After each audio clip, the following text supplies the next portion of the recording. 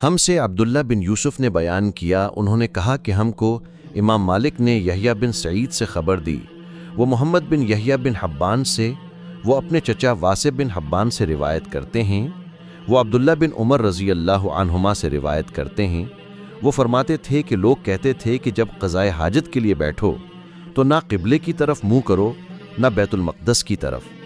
یہ سن کر عبداللہ بن عمر رضی اللہ عنہما نے فرمایا کہ ایک دن میں اپنے گھر کی چھت پر چڑھا